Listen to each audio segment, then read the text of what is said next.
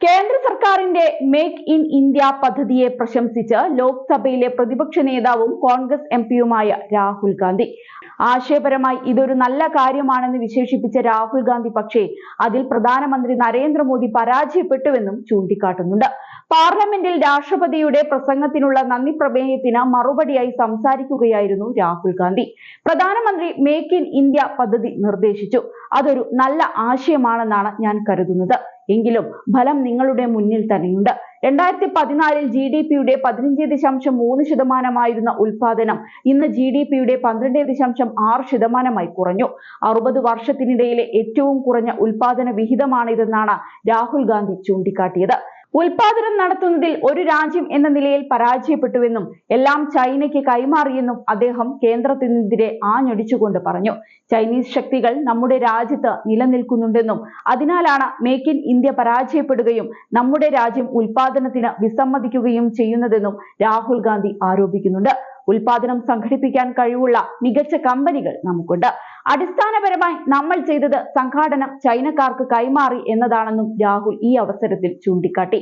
എന്നാൽ രാഷ്ട്രപതിയുടെ പ്രസംഗത്തിനുള്ള നന്ദി പ്രമേയ ചർച്ചയ്ക്കിടെ രാഹുൽ ഗാന്ധിയുടെ പരാമർശത്തെ കേന്ദ്രമന്ത്രി കിരൺ റിജിജു ശക്തമായിട്ടാണ് എതിർത്തത്. കൂടാതെ ഉൽപാദന പരാജയത്തെക്കുറിച്ചുള്ള രാഹുലിന്റെ പരാമർശത്തോട് നിരവധി BJP എംപിമാരാണ് വിയോജിപ്പ് പ്രകടിപ്പിച്ചത്. കൂടാതെ ഡൊണാൾഡ് ട്രംപിന്റെ അധികാരം ഏറ്റെടുക്കൽ ചടങ്ങുമായി ബന്ധപ്പെട്ടും കേന്ദ്രത്തെയും പ്രധാനമന്ത്രിയെയും രാഹുൽ രൂക്ഷമായ ഭാഷയിൽ വിമർശിച്ചിരുന്നു. സാമ്പത്തിക നയങ്ങൾ ഗൗരവമായി എടുത്തിരുന്നുവെങ്കിൽ ഡൊണാൾഡ് ട്രംപിന്റെ സത്യപ്രതിജ്ഞാ ചടങ്ങിലേക്ക് പ്രധാനമന്ത്രി നരേന്ദ്രമോദിയെ ക്ഷണിക്കാൻ വിദേശകാര്യമന്ത്രി S ജയശങ്കറിനെ US-ലേക്ക് അയക്കേണ്ടി വരികയില്ലെന്നായിരുന്നു രാഹുലിന്റെ പരിഹാസം. ഇത് ഭരണകക്ഷി MLA-മാരുടെ പ്രതിഷേധത്തിന് കാരണമായി. ഇതിനു പിന്നാലെ പ്രതിപക്ഷ നേതാവ് ഇത്തരം ഗുരുതരമായ അടിസ്ഥാനരഹിതമായ പ്രസ്താവനകൾ നടത്തരുതെന്നാണ് കേന്ദ്രമന്ത്രി കിരൺ റിജിജു പ്രതികരിച്ചത്. ഇത് രണ്ട് രാജ്യങ്ങൾ തമ്മിലുള്ള ബന്ധവുമായി ബന്ധപ്പെട്ട കാര്യമാണ്.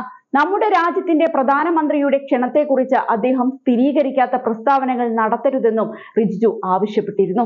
പ്രതിപക്ഷ നേതാവിന് ഇത്രയും ഗൗരവമേറിയതും അടിസ്ഥാനരഹിതവുമായ പ്രസ്താവനകൾ നടത്താൻ കഴിയില്ല. ഇത് രണ്ട് രാജ്യങ്ങൾ തമ്മിലുള്ള ബന്ധത്തെക്കുറിച്ചാണ്. നമ്മുടെ പ്രധാനമന്ത്രിയുടെ ക്ഷണത്തെക്കുറിച്ച് സ്ഥിരീകരിക്കാത്ത പ്രസ്താവനകളാണ് അദ്ദേഹം നടത്തുന്നത്. അദ്ദേഹത്തിന് ഉത്തരവാദിത്തം വേണം. പ്രതിപക്ഷ നേതാവിന് വിവരമുണ്ടെങ്കിൽ വിദേശകാര്യമന്ത്രി ഈ ആവശ്യത്തിനാണ് സന്ദർശിച്ചതെന്ന് അദ്ദേഹത്തോട് ആരാണ് പറഞ്ഞതെന്ന് അദ്ദേഹം സഭയോട് പറയണമെന്നും റിജിജു ആവശ്യപ്പെട്ടിരിക്കുകയാണ്.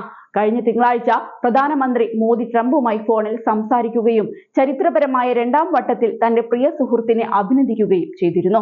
ഇരു രാജ്യങ്ങളും തമ്മിലുള്ള ഉഭയകക്ഷി ബന്ധം ഫോൺ സംഭാഷണത്തിനിടെ ചർച്ചയായതും ദേശീയ മാധ്യമങ്ങൾ റിപ്പോർട്ട് ചെയ്തിരുന്നു.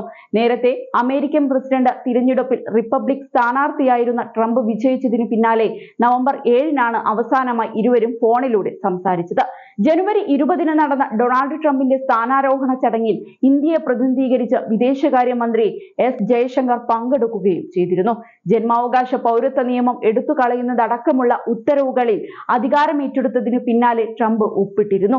US-ൽ ജനിച്ചു വീഴുന്ന രാജ്യത്തെ പൗരത്വമുള്ള ആളുകളുടെ കുട്ടികൾക്ക് പൗരത്വം നൽകുന്ന നിയമമായിരുന്നു ജന്മാവകാശ പൗരത്വ നിയമം. US-ൽ ജനിച്ചവരാണെങ്കിലും അതിന്റെ അധികാര പരിധിക്ക് വിധേയരല്ലാത്തവർ ജന്മാവകാശ പൗരത്വത്തിൽ നിന്ന് ഒഴിവാക്കപ്പെടുമെന്ന് പുതിയ നിയമം പറയുന്നുണ്ട്.